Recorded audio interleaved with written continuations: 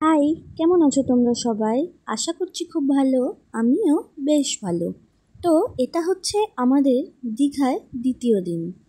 আর আজকে সকাল সকালই আমি রেডি হয়ে যাচ্ছি। সকাল সকাল ঠিক না, এখন ভোরবেলা রেডি হয়ে আমরা চলে যাব মন্দিরে, দীঘার জগন্নাথ মন্দিরে।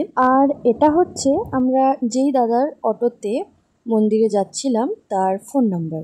আর যেহেতু সবেই উল্টোরথ পেরোলো, তাই রাস্তার চারিদিকে বাঁশ দিয়ে ব্যারিকেড মতো করা আছে, সেগুলোও খোলা হয়নি এখনও। আর ইতিমধ্যেই আমরা এসে পৌঁছে গেছি মন্দিরের সামনে। আর মন্দিরের ভেতরে যাওয়ার জন্য প্রথমেই আমাদের বাইরে এক জায়গায় জুতোগুলো রেখে দিতে হলো। তারপর আমরা সোজা চলে যাচ্ছি মন্দিরে। আর সবার তো জানাই আছে নিশ্চয়ই যে এই মন্দিরটা একেবারে পুরীর মন্দিরের আদলেই তৈরি করা। যাই হোক, বেশ সুন্দর লাগছে মন্দিরটা।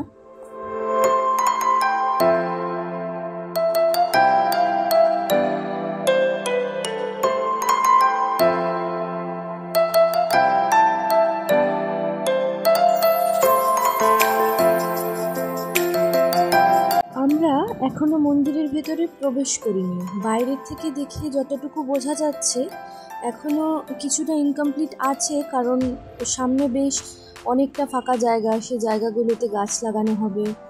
তো কমপ্লিট না হওয়াতেই এতটা সুন্দর লাগছে। পুরোপুরি কমপ্লিট হয়ে গেলে যে এর দিকটা কতটা সুন্দর লাগবে তা আমার বলার অবকাশ রাখে না। হ্যাঁ, মন্দিরটা পুরোপুরি কমপ্লিট, তবে চারিপাশে কিছু গাছ করার জন্য বেদি মতো করা হয়েছে, সে জায়গাগুলো এখনো ফাঁকা রয়েছে, দেখে যতটুকু বোঝা যাচ্ছে আর কি। মন্দির চত্বরে প্রবেশ করার পর দূর থেকে দেখতে পাচ্ছি রথগুলো রাখা। দেখে বেশ ভালো লাগলো যে দর্শন করার সুযোগ হয়েছে আমাদের, সৌভাগ্য হয়েছে। মেন মন্দিরের প্রবেশদ্বারের সামনেই করা হয়েছে একটা চাতাল মতো, আর সেখানে রয়েছে অজস্র শ্বেত পদ্মের গাছ, আর সেটা দেখতে খুবই সুন্দর লাগছে। আর সেখানে প্রথম সিঁড়িতেই একমাত্র বসতে দিচ্ছে যারা আর কি সিকিউরিটির জন্য আছে, তার নিচের সিঁড়িতে কেউ বসলে তাদেরকে বারণ করা হচ্ছে। তো এরপর আমরা চলে যাব একদম মেন মন্দিরে। আর মেন মন্দিরের ভেতরে হয়তো ক্যামেরা অ্যালাউ নেই, আর থাকলেও ভিডিওর প্রতি ধ্যানটা চলে গেলে ঠাকুর দর্শনটা প্রপারলি হবে না। ওই জন্য মন্দিরে প্রবেশের পূর্বেই ক্যামেরাটা বন্ধ করে তারপর প্রবেশ করলাম। ক্যামেরা বলতে ফোনের ক্যামেরার কথা বললাম, কারণ এই মন্দিরে ক্যামেরা অ্যালাউ নেই, শুধু ফোনের ক্যামেরা ইউজ করা যেতে পারে। আর আমাদের মূল মন্দিরের বিগ্রহ দর্শন হয়ে গেছে, তাই আমরা বেরিয়ে পড়ছি মন্দির থেকে। এরপর আমরা চলে যাব, এরপর আমাদেরকে যেতে হবে উদয়পুর বিচে। তার আগে সবার পেয়ে গেছে খিদে, তাই আমরা প্রথমে ব্রেকফাস্ট করে নেব, তারপর একবার হোটেলে যাব, সেখান থেকে রেডি হয়ে সবাই মিলে বেরিয়ে পড়ব উদয়পুর বিচের উদ্দেশ্যে। তো আমরা সবাই চলে এসেছি ব্রেকফাস্ট করতে।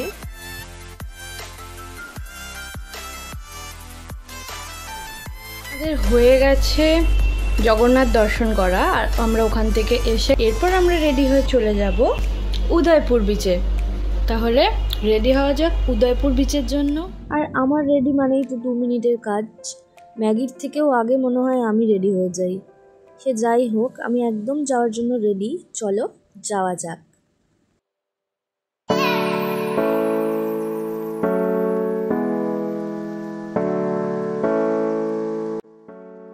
আমরা জাহাজবাড়ির সামনে থেকে অটো নিয়ে নিলাম, আর অটোতে উদয়পুর যেতে সময় লাগে, উদয়পুর বিচে যেতে সময় লাগে ওই 10-12 মিনিট।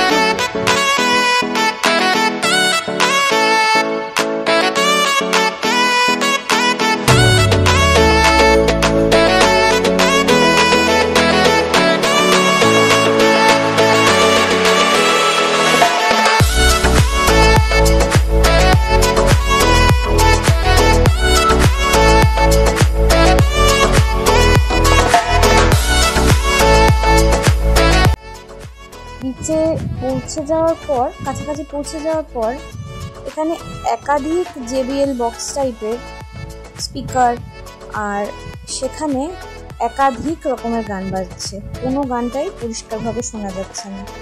এরকম একটা অদ্ভুতই ব্যাপার-স্যাপার।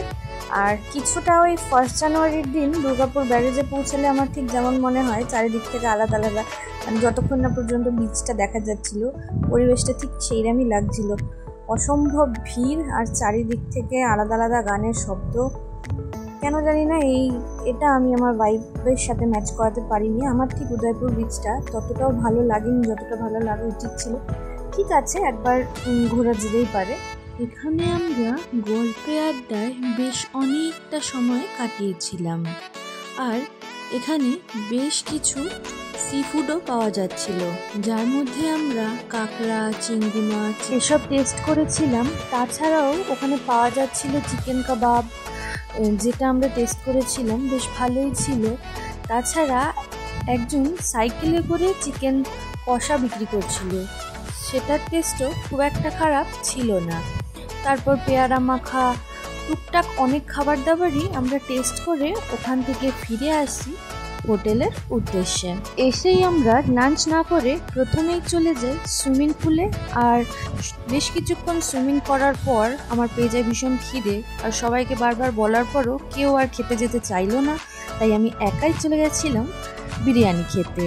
তারপর যেহেতু এখানে আমাদের আজকেই লাস্ট দিন, মানে আর কিছুক্ষণই আমরা দীঘাতে রয়েছি, তাই দুপুরবেলা রেস্ট নেওয়ার পর আমরা সন্ধেবেলা চলে গেছিলাম সমুদ্র সৈকতের সামনে, আর শেষবারের জন্য সমুদ্র সৈকতের সৌন্দর্যটা উপভোগ করছিলাম। আর কেন জানি না দিনের বেলার থেকে রাত্রেবেলা আমার সমুদ্রের সামনে দাঁড়িয়ে ওই ঢেউ আসা, ঢেউয়ের শব্দ, এগুলো ভীষণ ভালো লাগে। তারপর বেশ কিছুক্ষণ ওখানে দাঁড়িয়ে থাকার পর আমরা চলে গেলাম সমুদ্র সৈকতের সামনে একটা ছোট মার্কেট মতো রয়েছে, সেখানে কিছু কেনাকাটার ছিল সেগুলো করতে। তারপর বর আমাকে খাওয়ালো একটা টেস্টি আইসক্রিম, যেটা আমার খেতে সবসময় ভালো লাগে। আশা করছি আইসক্রিম খারাপ কারোরই লাগে না। তারপর তাড়াহুড়ো করে আমরা চলে গেলাম খাবার খেতে। খাবার খেয়ে আমাদের চলে যেতে হবে বাস স্ট্যান্ডে। তার আগে আমাদের হোটেল থেকে চেক আউট করে ব্যাগ নিয়ে আসতে হবে। চলে এসছে আমাদের বাস, আর চলো বাসে উঠে পড়ি, আর বাসের ভিতরটাও তোমাদের সাথে শেয়ার করব কেমন।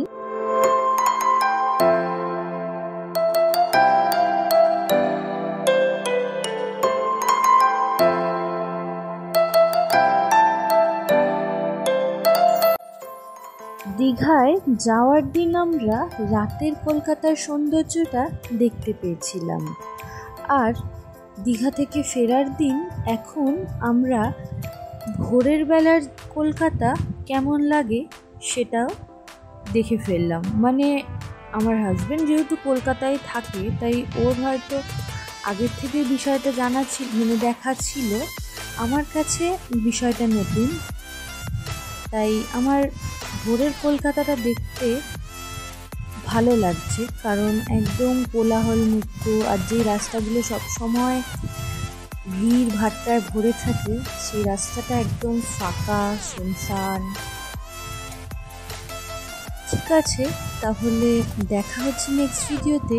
ততক্ষণের জন্য বাই, টেক কেয়ার।